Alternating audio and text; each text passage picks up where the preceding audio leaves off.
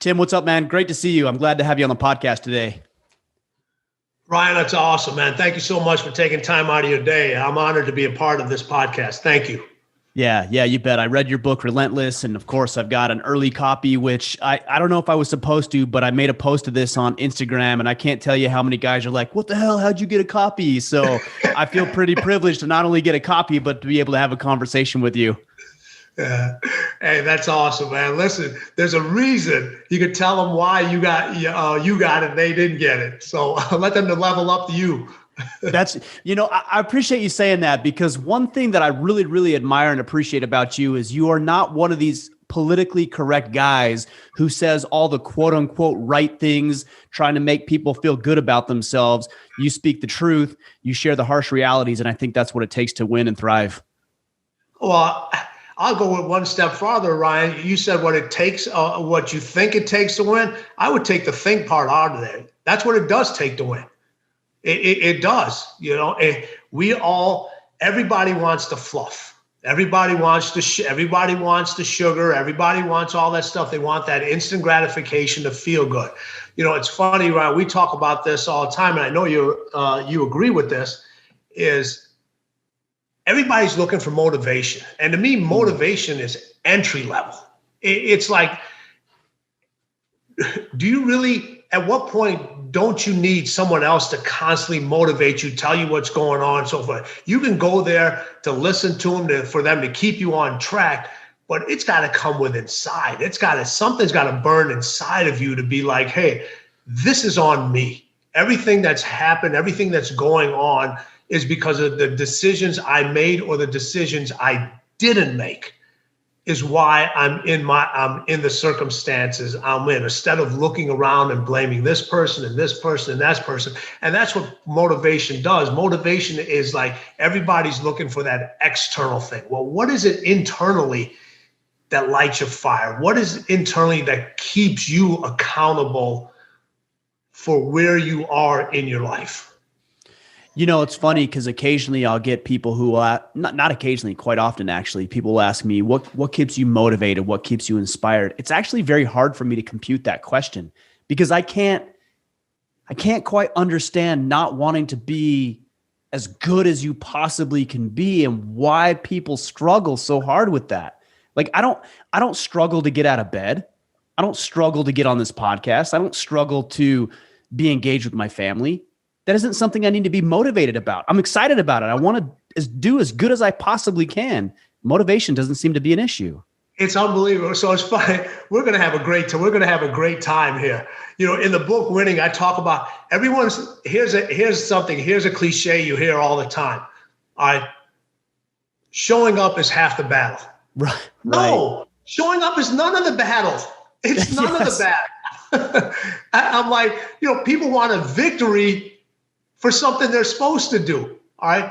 Like, I'm supposed to show up on your pie. Oh, hey, you're supposed to be excited to get out of bed every day. You're fortunate enough to have that day, because one day we ain't going to have that day, and it's not going to be our choice. It may not be our choice. So be excited about that. Be excited about doing what you do. Be excited about being with your family. Just don't show up just to show up. I hate that. Showing up is none of the battle. If showing up is half the battle, then you are 100% a motivational individual, because somebody else is forcing you to show up. Like, man, I got to show up for this. No, I'm like, listen, when they told me you wanted to do this pod, I was like, this is awesome. I said, let's get this in.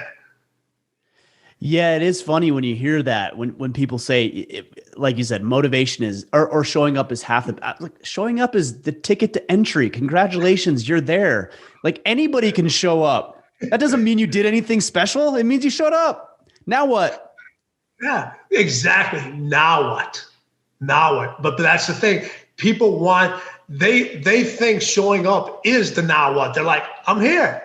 Yeah, I did what I was supposed to do. How many people do you know that just show up but aren't really there because they're waiting for somebody else to tell them what to think, how to act, how to be, what to say? Yeah, I think that's pretty indicative of culture and society today. I remember when, look, I'll be frank here, and I think being truthful is the most important thing. When I was a kid in high school, I wasn't the best athlete. I was slightly better than average. I can admit that. And I remember my coach cut me from, or excuse me, he didn't cut me. He pulled me from my starting position as catcher on the baseball team. Mm-hmm. And I was pretty upset about that because I was a senior. I felt like I was entitled. It was my right to be the starting catcher. And I remember talking with my mother, and my mom said, I don't know why you did it. Why don't you go talk to him? And the best thing about my mother is that she never enabled me. She never said, yeah, your coach is a jerk, or he doesn't appreciate you, or he doesn't like you. She said, I don't know, go talk to him and figure it out. So I went and talked to my coach, and he laid down some cold hard truth.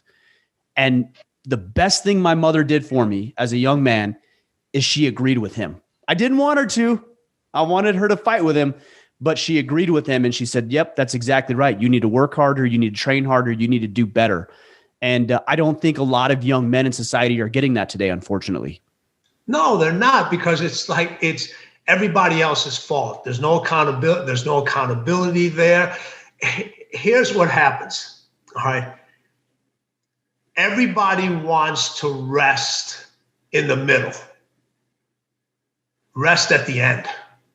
Rest at the end. You know, people think that they've accomplished a little something. You know, okay, you made the baseball team. Right, this was your senior year. So if you take that statement, rest at the end and not at the middle, you said it yourself. I was entitled. I said my senior year. So what did you do? You rested in the middle. And your mom was like, no, that's not happening. Too many times we let people rest when they shouldn't be resting. We let them sit. We don't let them finish the job. The job is not finished. My definition of finished and other people's definition of finished is completely different. Most people's definition of finish is I'm done with it. My definition of finish is done. What's next? Yeah, that's interesting, because I know in the conversations I have, and I imagine we are very similar. I know the men that you have coached in your life are very similar. It's hard for me to celebrate any sort of perceived victory. You know, I might smile for a minute and be glad that happened, but okay, well, that was earlier today. That was an hour ago. Like you said, what's next? You're always chasing that win. You're always chasing that next win. That's why you're excited about life. That's why you're excited about what's going on, because you're not afraid of the challenges. You are going after that next challenge. You're going after that next win. You're going after that next uncomfortable situation. We want to wake up. And we expect the next day or this day only to wear a halo. I mean, I'm looking at this selfie light that I got. It's a nice little circle thing. It's got a nice little circle thing that's that's shining in my face right now. But as I say in winning, we don't know what day and what winning, how it's going to show up. It may show up with a halo. It may show up with fangs. It may show up with fangs in an hour and then a halo in 30 minutes and then go back and forth.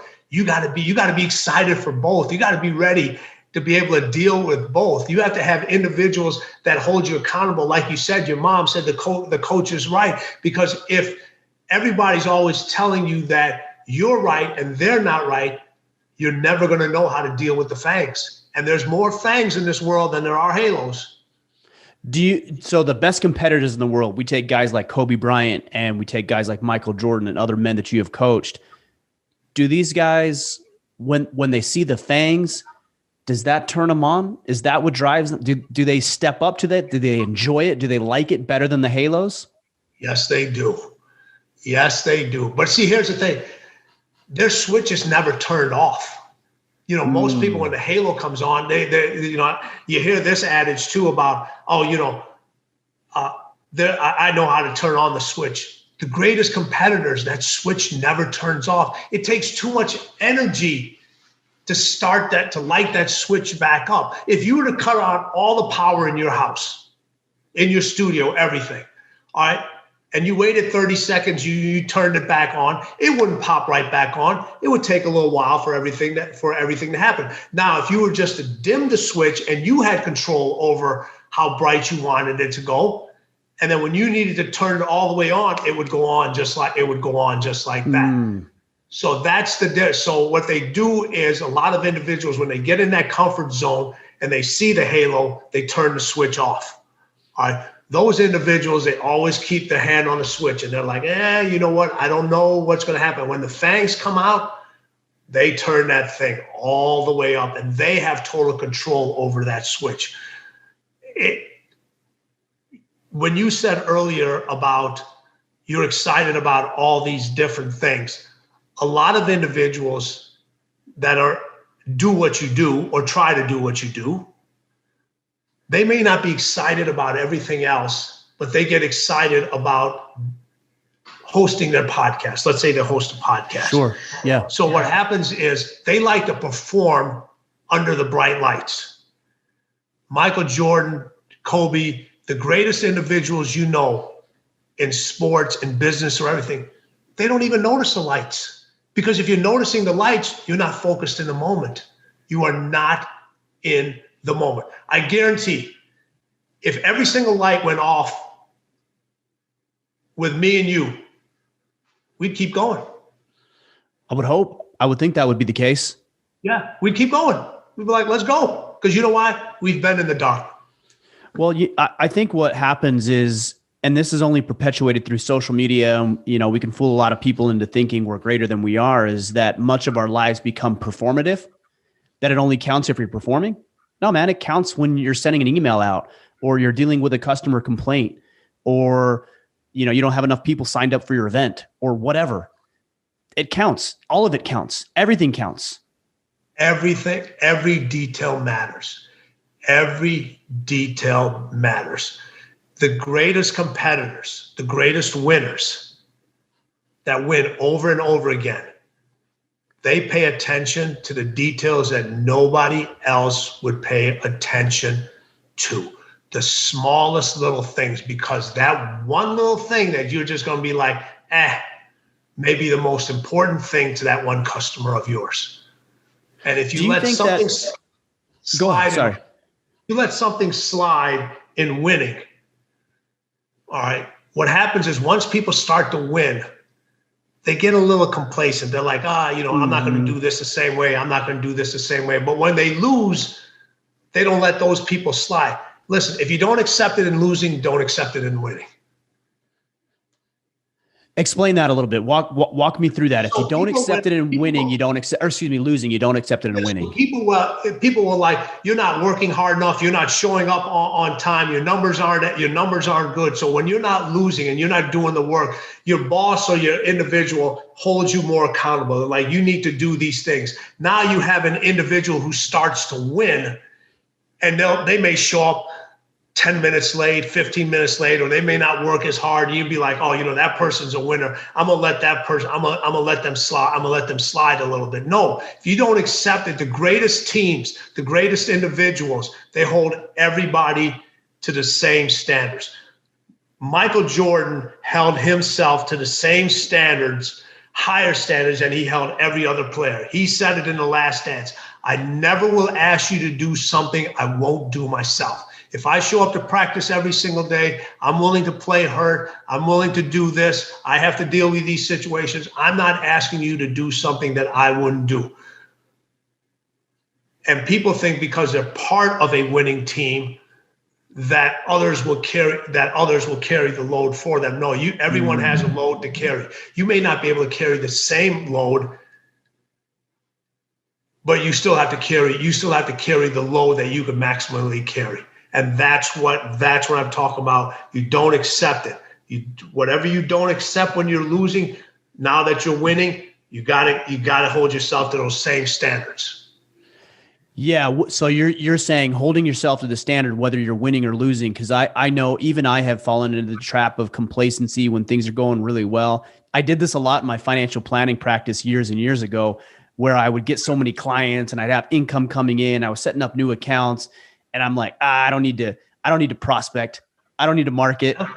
I've got income coming in, things are going well. And I would close all these cases. And as they got closed, I started to realize, oh shit, I don't have any new money coming in. I don't have any new clients. And so I'd have to go bust my ass trying to get people to do business with me. And I called it the accordion effect that I had to deal with constantly as a young financial advisor. Yeah. Yeah. And now that you've learned is like every guest that you have, every podcast you do, it's another level of winning for you. It's another chase. It's the unforgiving chase. It's the unforgiving race that you're into greatness. Every podcast matters. Every interview matters. Every piece of content I put out matters. All right. You know why? Because it does matter. Mm-hmm. It does matter because people will know when you start to slip. They'll be like, you know what? Ryan's not paying as much attention to that detail anymore. All right. And then you'll know the best of the best. They don't even need to tell you. You'll know it yourself. I've never had to tell. Majority of the time when my clients mess up or something goes on, before I even tell them, they'll be like, I already know what you're going to say. I got it. I already know what you're going to say. All right. That's because they already know when they're not living up to their maximum standards. I think that's the greatest issue, letting yourself down. A lot of us focus on what other, and you actually talked about this in the book about living for other people and perception of other people. And I think the greatest danger is letting yourself down. I can let my kids down. I can let my wife down, but I don't have to live with their reaction to being let down, but I do have to live with my reaction or my response to not honoring my commitments. And that's a greater danger than letting commitments go to other people. Yes. And I say out of everything you just said, the key word to me, as simple as it may sound, is my. All right. Because you're living to your standards. You know exactly who you are. How many individuals in this life do you know that know exactly who they are? Are they living to their standards? Are they living to what they're going to be judged about? Are they living to what their accountability is? Or are they so busy trying to please everyone else that they don't even know who they are anymore? You can't recognize. There'll be one interview. There'll be one way with you. Then there'll be another way with a different person and a different way. When Ryan's in the room, we gotta act this way. And when somebody else is in the room, you gotta act that way. I guarantee when Ryan walks in the room, no matter who's in the room, Ryan's there. Yeah, and when I hear people say things like, "Oh, you're just like you are" on the podcast, I'm like, good. That's right. That's who I am. That's exactly who I want to be. But you bring up an interesting point in the book. You talked about winning knows your secrets, and I think we're touching on something right now. Is you're talking about knowing yourself, knowing exactly who you are. Well, winning also knows what to exploit. They know where you're weak. They know where you're pathetic. They know where you're lazy, and you're going to sabotage yourself because you know yourself so well. You're going to let it happen. Yes. That's why I said, what does winning do? It takes long walks in your head in the middle of the night, and it brings everyone you don't want to see. Everyone you don't want to see. It's coming. It's going to say, hey, we're going to pay a visit. So if you got laziness, laziness is gonna come pay your visit. If you have complacency, whatever it is, it's going to come visit you because it knows all your secrets. All those listen, you know every single skeleton. You know every single monster that's under the bed. Winning knows every single insecurity. It knows every secret. It knows every insecurity about you. It does. All right. So if it knows your secrets, it's going to exploit them. All right. So you better learn how to use them because it already knows. You better learn how to use them. Come with all of you, not just half of you, not just some of you. Come with the good, the bad, the indifferent, the likable, the dislikable. Everybody, like you said, they want honesty until you give them honesty. Yeah. Yeah. It sounds really good. Until you give them honesty. There's supposed to be this adage where the truth is supposed to lead to more success, more hard work, more dedication. Well, what does the truth usually lead to? It leads to more emotions. And usually when a person gets more emotional, the complete opposite happens. The complete opposite happens. That's why I hate when people say, truthfully, no, I want you to be true. I'm not having you sit here and have a conversation. Or what were you lying before? Yeah. Like, well, to tell you the truth, what do you mean to tell me the truth? Or here's another one. I guess. I don't need you to guess. I can guess on my own. If I ask you a question, I need you to know. I need you to know. I don't need you. I can make my own guesses. Right. The one that I hear a lot, and I think I said it earlier, I don't need to preface it. It obviously, those are my thoughts or whatever, but I don't need to preface it or hedge it or make it a little bit more comfortable for you to hear. This is the reality. And I say that by default. I think a lot of the times I just said it, we are conditioned to do that because we're not supposed to hurt people. We're not supposed to offend people. And some of the men that you've coached obviously weren't concerned with that relative to their ability to win. Listen, Ryan, you look at individuals forget about sports. Let's look in the business world. All right. Let's look at the business world. All right. You think Elon Musk is worried about offending people? Yeah, I don't think so. No. Yeah, I don't think so at all. All right. You can go down the list. You think Jeff Bezos is afraid of offending people? Not at all. All right. You look at, there's so many other, you could take out so many names. You can go down the history of people that have done success, that have done really, really life-changing stuff. And it doesn't have to be about money. It could be about anything. All right. They're not worried about offending. They're not worried about offending people. All right? If you spend your whole life trying to make everybody happy, you make nobody happy. Mm-hmm. You make absolutely nobody. No matter what you do, you're not going to get a 100% positive response. You can put the nicest thing on. You can put a picture of your cat on social media, and there's going to be somebody that's going to come out and make a derogatory comment about you. That's just, of course. Oh. So how do you well, let me ask it this way. Is this an inherent personality? I've talked with, I think, over 350 men now, highly, highly successful men.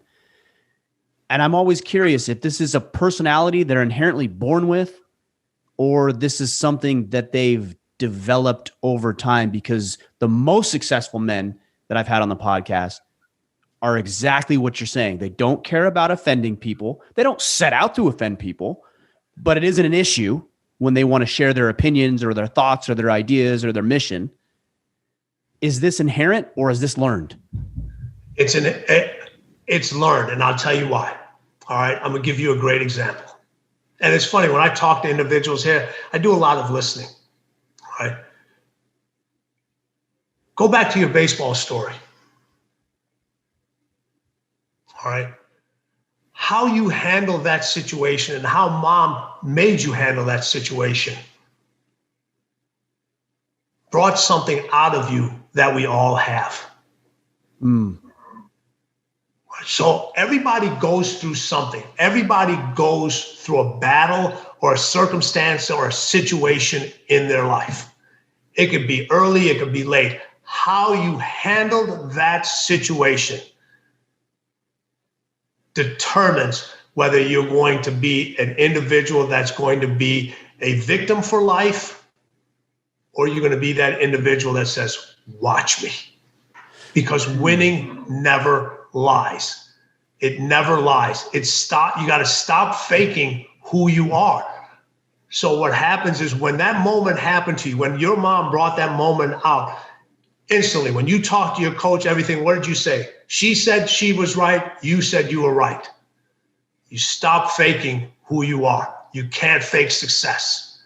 And that's what individuals want to do. With the people that think it's inherited because they want to use that excuse that says, oh, that person was born that way. Listen, when I was born, I don't remember a doctor stamping on my ass saying, hey, I'm going to be successful and I'm going to be this person. I'm going to be this, like that. He's not. He just said, hey, you're here. Go figure it out. Go figure it out. The world doesn't care. The world doesn't care. And nobody else cares either. I don't care. You don't care about me. I don't care about you. It's amoral. It's neutral. Let's look at this. All right. Hopefully this doesn't happen to either one of us. All right. Let's say our lives ended in a week. All right. Your podcast listed, well, what happened to Ryan? Oh, and so forth. It moved on to somebody else. Within a few days, I've got 3 people that would care if I died. I've got 4 kids. So I've got 5 or 6 people that would care. Outside of 6 people, nobody in the world would blink if I died tomorrow. Exactly. That's what people, they're so enamored by what they think their self-worth is and what people perceive them to be. They don't care. People don't care. They move on. It's gone. It's on to next. Everyone should have that. Everyone should have that attitude. And if you had that same attitude in life, where once you completed something, hey, this is done. Let's move on to what's next. Let's move on to what's next. Let's keep going for that next win. Let's keep going for that next win. Let's keep going for that next challenge. Let's keep going for that next uncomfortable situation. Let's keep going to what makes me excited. Every time you go to that next thing, all right, you actually think more people care about you. Actually, less people care about you because there's more people that are envious of what you're doing and what you have gone to. You said it. You left a successful career as a financial planner, as a financial money manager, and did something that millions of people want to do. Everyone, I don't know how many people talk about, I want to do a podcast. I want to do a podcast. I want to do a podcast. Well, why don't you do a podcast? No one's going to listen. Well, if you never put one out there, you're damn right no one's going to listen. Yes, exactly right. You started this thing. Maybe your wife listened on the first show. My wife and my mom. My wife and my mom. Those are the only 2 people that listened. Yeah. All right. Now, I'm pretty sure there's a few more people than just those 2 that are listening to your show now. That's right.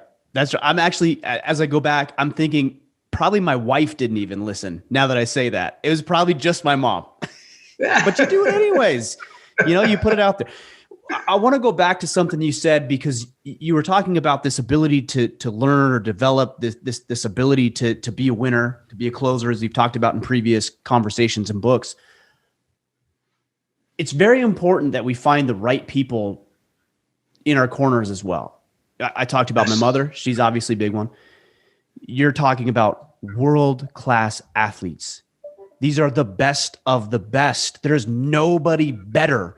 And yet they realize the value of having strong advocates in their corner. I can't tell you how often I hear from guys who think or will say, no, nobody needs to tell me how to be a man. I could just be that on my own. And it's comical. It's funny that somebody would actually think, if it wasn't so pathetic, that they could actually think that they could get to where they want to go on their own. It's disturbing. You need allies. We have too many friends. That's the problem. I have this old thing that's saying, listen, if your best friend is too friendly, they shouldn't be your best friend. Your best friend should not be too friendly. Friends tell you what you want to hear. Allies tell you what you need to hear. And sometimes allies, your best allies, aren't even your closest friends. They're not even your close. They're not even your. But you have enough trust in them that they're going to tell you exactly what you need to hear, why you're not performing at that level, what's missing. But people gravitate to the individuals that tell you what you want to hear, because it's soothing, it's comfort, feels good, it's relaxing. The brain is made for two things. All right. The brain is made to protect you and to create comfort. That's what, look, you can go into, listen, you can talk to all the neuroscience people out there and so forth. They'll get into all the things, but that's what the brain is built for. All right. So what is what you just talked about describing, seeking help and being open to listen to those individuals? That's uncomfortable. Yeah, it's a threat. It's uncomfortable. And people shut the uncomfort down immediately. But what you're doing is you're actually giving them a skill on not only how to survive, which all the brain wants to do, but you're giving them a skill set on how to thrive. There's a whole bunch of people we know in this world that are just surviving, that are just going through life. You know, they're just like, hey, listen, it's the old thing. Go to school, get married, buy a house, have a kids, die. That's surviving.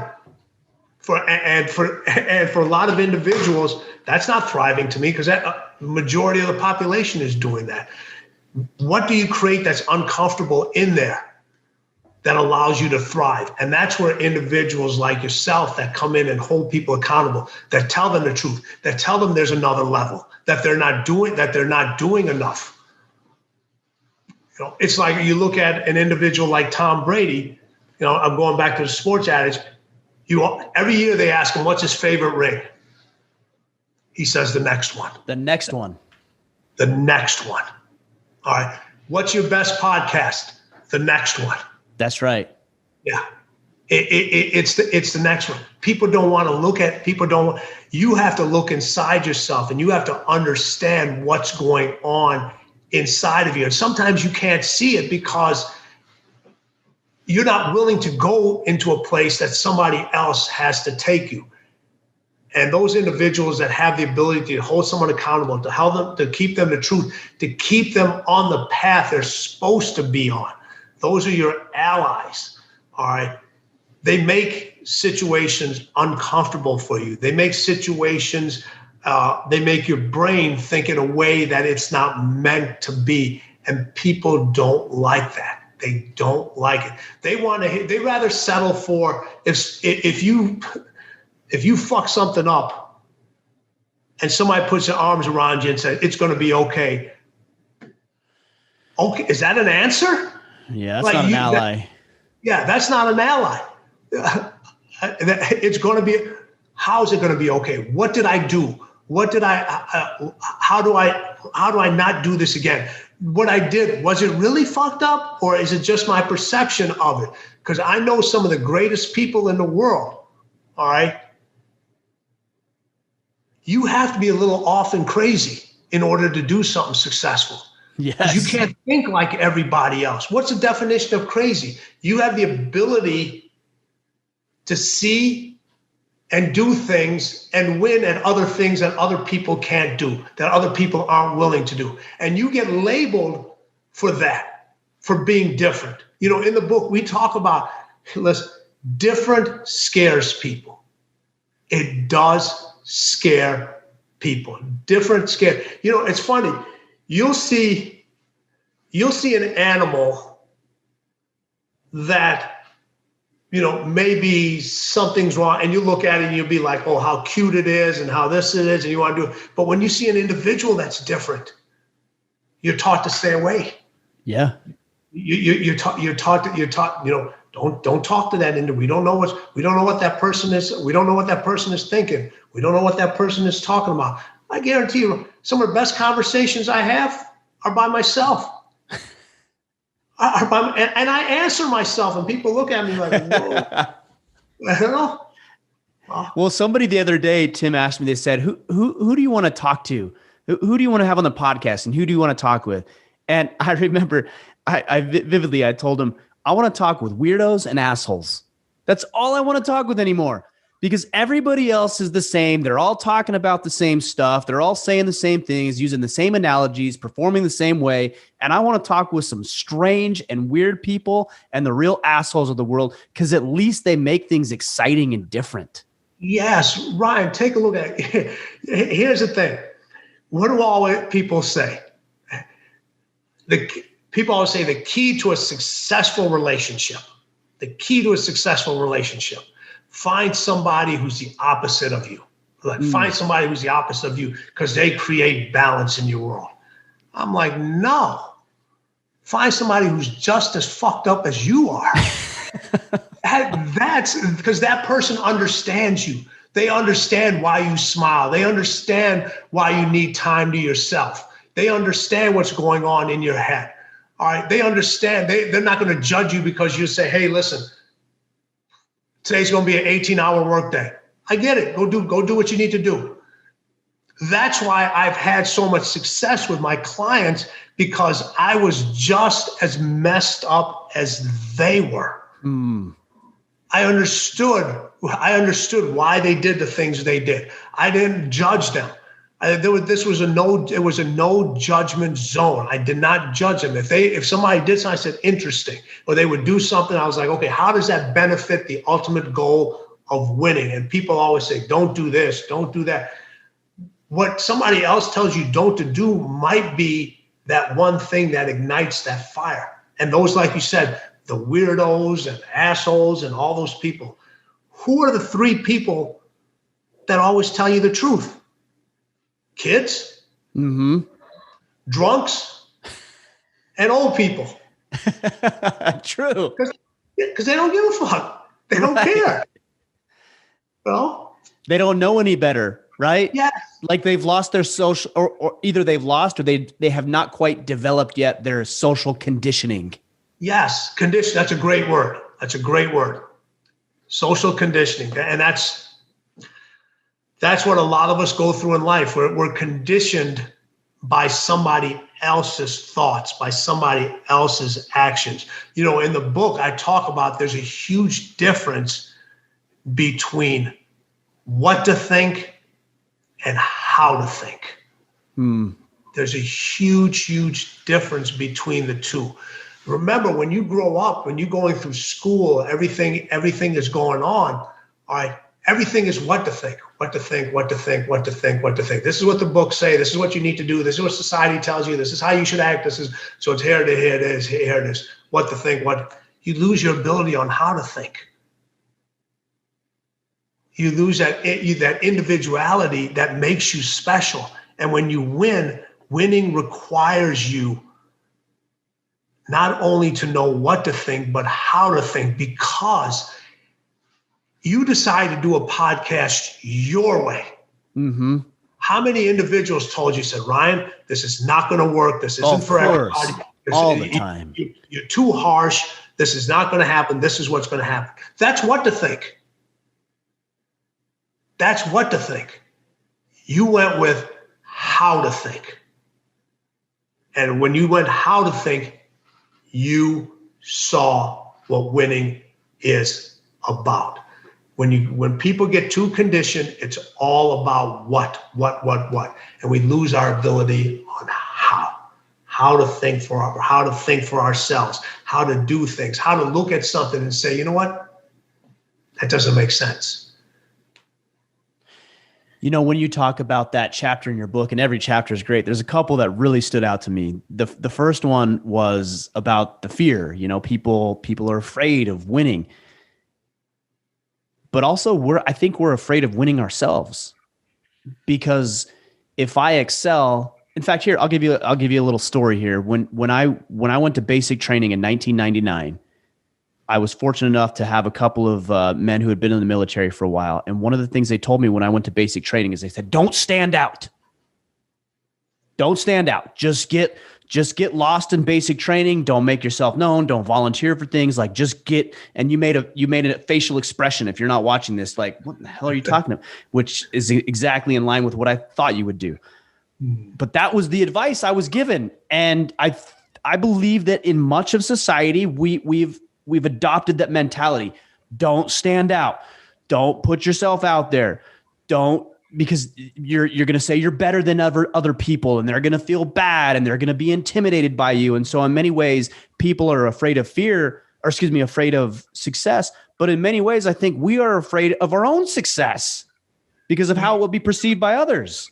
Yes, we are. So listen, I tell you, this is a great point that you brought up. I just said a lot of the reasons people aren't successful is exactly what you said. They're afraid of success. It's funny. You go through life.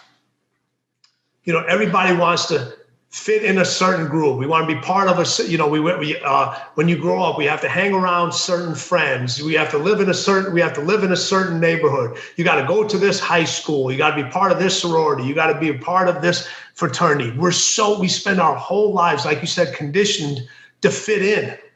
Yet the individuals we idolize the most are the ones that stand out. Mm-hmm. Mm-hmm. They're the ones that you look at those individuals like, wow, look what that person did. You know, and you spend so much time worrying about fitting in, conditioning in, not standing out. You forget to live your life, and you end up living everybody else's. You end up living everybody else's life. You end up clapping for everyone else, and no one's ever clapped for you. But that's your choice. That's a choice that you made, because once you become successful, all right,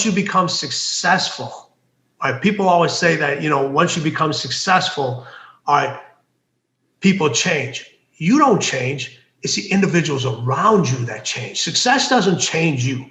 All right. You're the same individual before you had this podcast. When you're not on this podcast, when you're on the podcast, you're the same individual. The more success you have, it changes the people around you because they can't understand. They're envious of what you did to stand out, to get to that point, to understand the language of winning. You know, everybody, when you talk about the language of winning, it's not what everybody thinks it is. The language of winning is unpolished, uncivilized. It's hard. It's nasty. It's intimidating. Right? That's what it takes to be successful. That's what it takes to win. People don't want to do those things anymore, because when you do those things, you stand out. You have to make decisions. And people rather make suggestions. People rather go through life making suggestions, because when you make a suggestion, you always have an out. Yes. Always have an out. When you make a decision, you have to answer the hard questions. People don't want to answer the hard questions anymore. I like this concept too of the language of winning. I think about terms like, you know, I'm not good enough. And I've said that to myself when I see underperformance, whether it's on this podcast or any facet of my life, that I've said to myself, I didn't do that good enough. I wasn't strong enough, smart enough, fit enough, whatever. And I will occasionally make a post about that, and people will say, oh, you know, take it easy on yourself. And, oh, you know, you're doing the best you can and whatever. No, like that's what society wants to say, is that you're good just the way you are. You should feel special. Why should I feel special or good about underperformance? Why should I embrace less than I'm capable of? But that's what society wants you to do.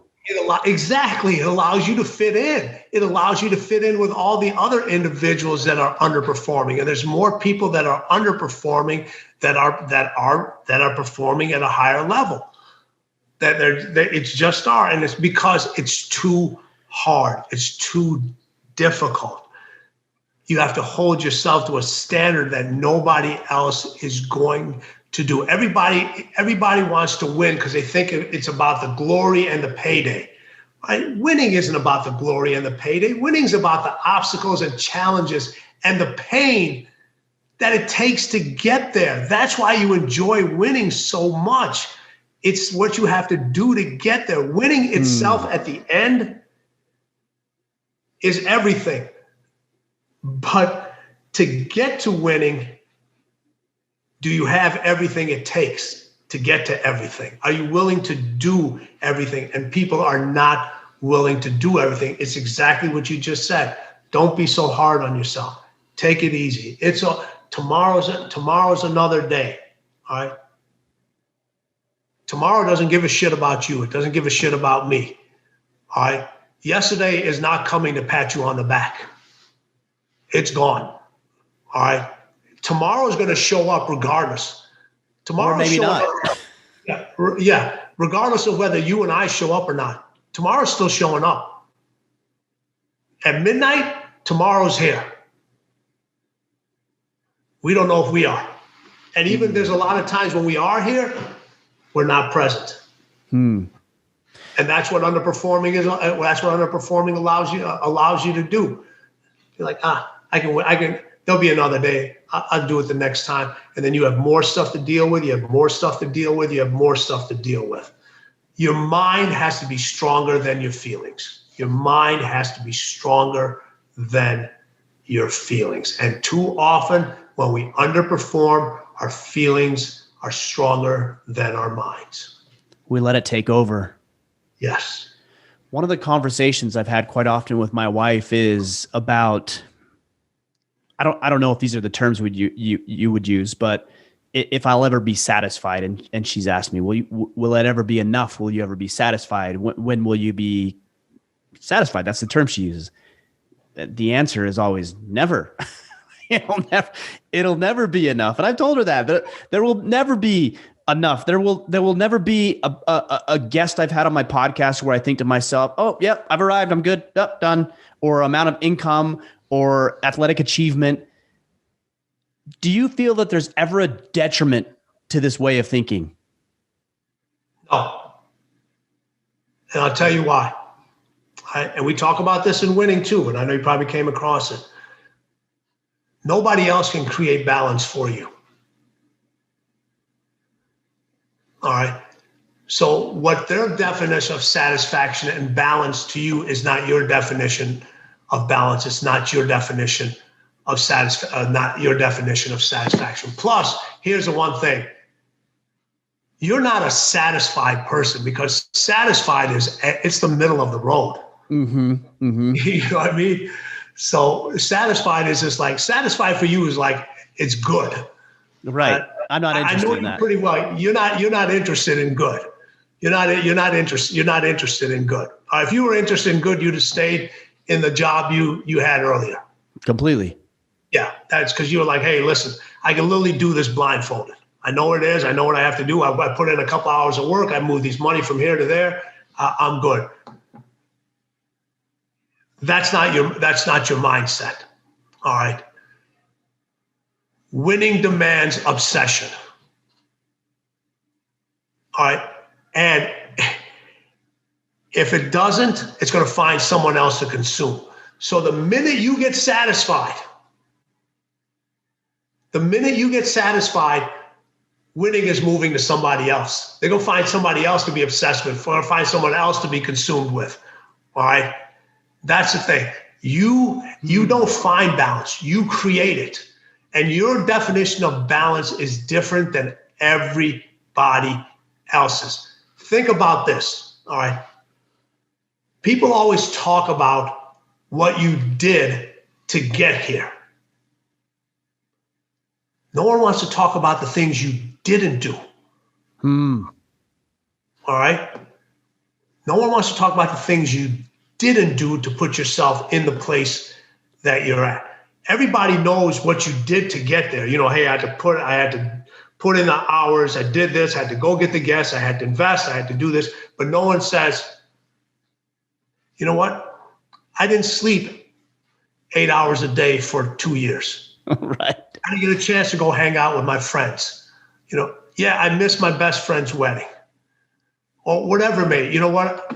I didn't get a chance to take that family vacation. It's the things that you didn't do that created your balance and created where you are today. It's not all about the increase. Everybody talks about to get more successful, you need to continue to add more, add more, add more. Well, if you just keep adding more, you're going to have a bunch of things that you don't need. In order to be where you want to be and continue to move forward, it's not about the daily increase. It's about what you can let go. It's what you don't need, the individuals you don't need, the habits you don't need, the different addictions, whatever it may be. And it's so hard for us to let go. But you create more balance in your life by letting go of the unessentials. And then once you let go of the unessentials, you can stay in the level you want to stay at for so much longer. That allows you to stay in the unforgiving race to winning so much longer, because every time you pick up an essential, you're letting go of numerous unessentials. As you become more successful, your circle changes. It actually becomes smaller. Mm-hmm. You've seen it, professional athletes, when they become successful, how big their circle gets, and then they end up having financial issues, or they end up getting in trouble, or end up sowing some. Your greatest athletes, as they become more successful, their circles have actually gotten smaller. They've actually got tighter. The individuals that were in their circle before that couldn't keep up are no longer in that circle. They had to make those hard decisions. That's their balance. That sacrifice is so crucial. So I don't know if you know this, Tim, but my wife and I and our 4 kids moved here to Maine 2 years ago. Mm-hmm. And we left our home and we left a business and we sold a bunch of personal stuff to get out here to make this work.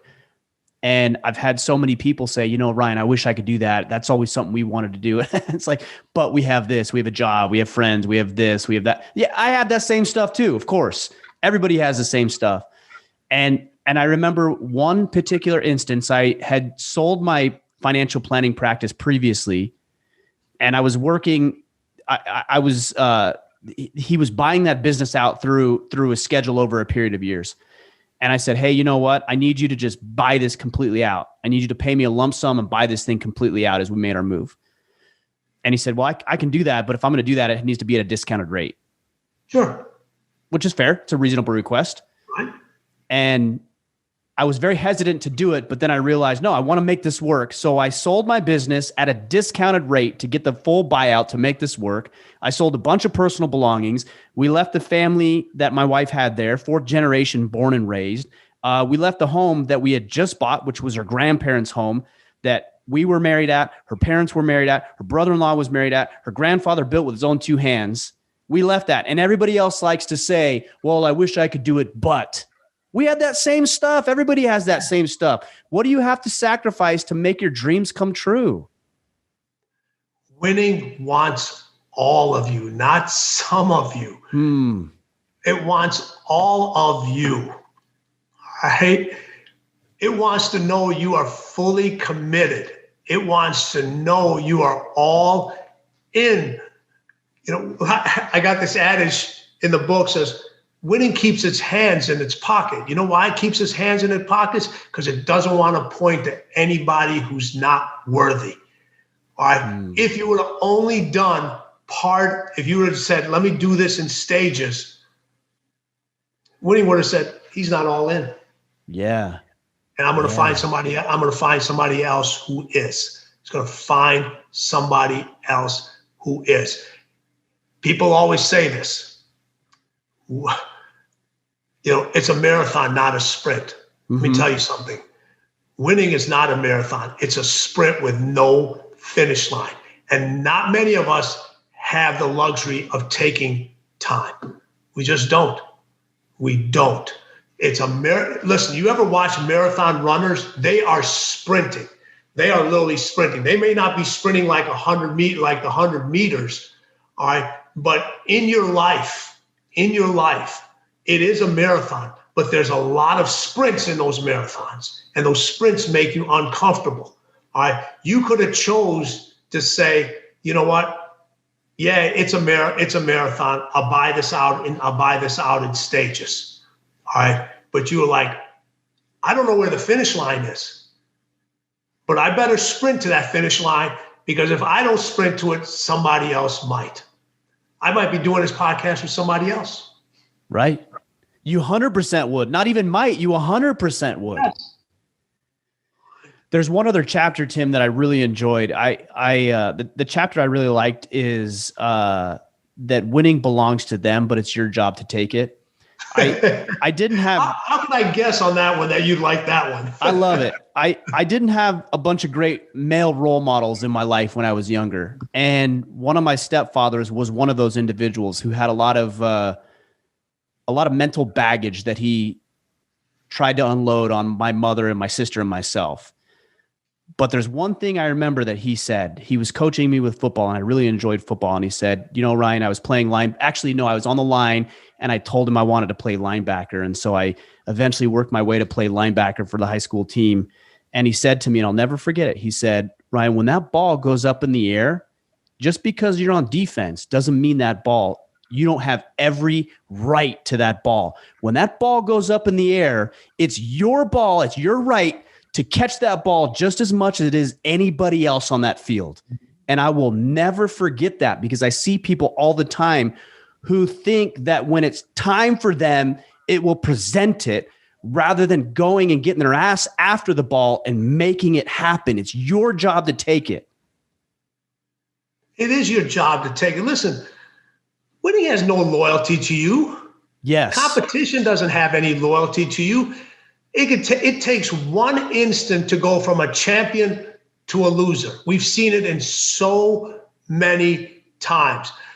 I don't know if you're a basketball fan, but there's an old commercial with Charles Barkley when he was playing in the day, who, obviously you would like, because he says whatever's on his mind, agree with him or not. He says, what made him such a great rebounder? He goes, well, you have two options. He goes, you can either go look at it or you can go get it. He goes, that's it. That's all. He goes, that's it. He goes, that's what makes me a great rebounder. He goes, everybody else is looking at it. I've decided to go get it. All right. So winning belongs to them. Winning always belongs to somebody else. When you came and you went into this business, winning belonged to other individuals that you were competing against for their airtime, for their listeners, and so forth. No one was going to say, oh, you know what, Ryan, we're just going to hand you these lists. No, you got to go and take it. You have to go take it. And people are afraid to go take things because of what it takes to take things. You got to compete. You got to compete. You got to put yourself out there. All right. And you can't, it's just not about the grind. It's about grinding for results. If people are talking about, man, I'm in the grind, but what are you grinding for? What is the results that you're grinding for? Because if you're just grinding and you continue to grind, what's going to be left? Dust. What's going to be left? Dust. When you grind for something, this goes back to the balance thing. You're taking away the unessentials to form something that you want to form. When people do ice sculptures, it's a block of ice. They don't add more ice to it to create stuff. They chip away at it. They take things away. So winning, if you want to create that beautiful sculpture of yourself, or you want to create what winning looks like to you, think about that ice block. All right. There's stuff that's being taken away from that ice block. That's the same thing. You got to go take things away from yourself. You got to go take things from somebody else to create what your definition of winning is. Agreed. Well said. And love it. I relish in it. I love it. I love to compete. I love to see where we've come. I love to see where you've come. Like these guys who are successful, I'm inspired by it. I think, man, here's the thing that I like the best. This is a fascinating process. I think you'd appreciate this. How do you take somebody who's never heard of you before, never listened to you, never heard of you, never cared about anything that you ever thought about, to they listen to your podcast, to they wear your logo on their chest or their head on a hat, to they come to your events to hear you speak? Man, that's such an intriguing process, and how you can capture that and develop that and build that. And then these men become advocates and they believe in what you're doing and they share your message and they start to live it themselves. It's just a fascinating process to me. I love it. It's a fascinating process. It's something you've developed over time, that you stuck with it. You knew what you believed in. And to take those individuals, I'm sure at some point they may have been following somebody else or they were wearing somebody else's logo. And you were like, you know what? That person's over there. I'm just going to leave them alone. You're like, no, this is what I have. This is what you get when you join, when you listen to what I have to say. And you get a few people that come in, let me turn on this. Wow, I really like what he's saying. And they listen a little more. It's funny, when Relentless first came out, it was everybody's dirty little secret. It was like, everybody would pass it on underneath. Right. Hey, you need to read this book. You need to kind of hear this. And this book is the same way. It's just, the truth is supposed to be out there, yet the truth ends up being everyone's dirty little secret because they don't want to hear it. Yeah. They don't want to hear it. Well, and I appreciate the work that you're doing. It's so valuable, and that's why this copy is so important to me, and of course, Relentless as well, because we need the truth. We need to hear, and that's why I appreciate guys like you. I know Michael Jordan used to introduce you as the biggest asshole you'll ever meet. I imagine you probably took that as a compliment. You said, "You're damn right I am," and I'm also telling you the truth, and you're also winning in part because of me. And here's the thing. I would have not been around that long if I was like everybody else, because everybody else was telling them how great he was, what he needed to, and I would be like, no, this is what we need to do. This is where the accountability is. This is where it is. If you want to be the best ever, here it is. All right. And you earn respect from that individual. Everyone talks about, listen, you have to respect me. Well, you got to give me something to respect. Mm-hmm. You got to give me something to respect. If you give me something to respect, I will respect you. So I was giving him something to respect. This is what you have to do. This is how it has to be done. This is when you're wrong. This is when you're right. And I've done that with every single one of my clients. Every single one of them. Winning does not make excuses. It does not make excuses. It's not going to make excuses for you. It's not going to make excuses against you. It is a test with no correct answers. And everybody is always looking for the correct answer. There is no correct answer. There is no correct answer on how to do a successful podcast. It's the answers that work for you, because the answers that work for somebody else are not going to be a successful podcast for you. And how many times are we taking tests in life and we're letting somebody else give us the answers? And usually the answers they give you are the wrong answers. Right. 100%. Well, I hope I know this book will become one that isn't handed under the table. Because I gotta tell you, it's uncomfortable. Just plainly speaking, you read this stuff and you think that's uncomfortable. I don't want to deal with that. I don't want to talk about that. I don't want to look at that for myself. But it's also refreshing. It's a breath of fresh air, because you look at it and you think, okay, somebody finally said exactly what I needed to hear to get my ass off the couch or to get that business started or whatever your goal or ambition is. Listen, Ryan, winning is everything. Do you know what I love about what you do? Do everything. Experience it. Do everything. And just like what you said, I left this, and this. And people are like, well, I have this and that. Well, I did it. This is what I want to experience.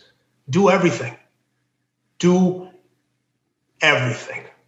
That's what winning is about. Winning is everything. It'll make you feel a certain way. Just think about it. How do you feel when you win? It's an unbelievable feeling. How do you feel when your kids win? It's an unbelievable feeling. How do you feel when you have individuals in your podcasts and they listen to you and they follow you and they win? you have an unbelievable feeling. When your family wins, when everybody wins, you can have that feeling all the time. You can literally have that feeling all the time. But in order to have that feeling all the time, you got to go through this. 100%. You got to go through it. People want to have that feeling without going through this thing. That's the fire. That's too painful for a lot of people, but the people who can endure it always come out ahead. Right. I always say, listen, this book ain't for everyone, but it should be. It should be. It's just what you said. It's going to make you uncomfortable. Listen, I could have poured the sprinkles on it, and I could have put frosting and icing on it and told all these things, and everybody would have been, oh, this is a great, be in all the book clubs and talk about all this stuff here. Then what's going to happen once you put the book down? You're going to go back to being who you, everything, nothing's changed. Nothing's changed. All right. When you hear the truth, when you hear the harsh reality, when somebody's not afraid to talk about it, and not only talk about it, they live it, they understand it, they see other individuals that get it, they know what the true definition of winning is because they've been in that race. Yes, sir. Yes, sir. Well, Tim, I appreciate you. I appreciate a lot you've done. I've admired you for a long time and your message, and I'm really looking forward to getting this book and your message into the hands and minds of the guys who tune in because they are going to be served by what you're doing. So I appreciate you. Thank you for joining us. Thank you for getting this information out there. It is much needed in this society, I think now more than ever. Ryan, thank you so much. I can't believe we've been on this for over an hour. Look how quickly that goes. Quick, goes fast, man. When we're having good conversation with good people, it goes fast. It goes fast. All right, my friend, thank you so much. And if there's anything we can do for you, please reach out. Thank you, brother. Will do. Take care. My best to you and your family always. Likewise. Bye.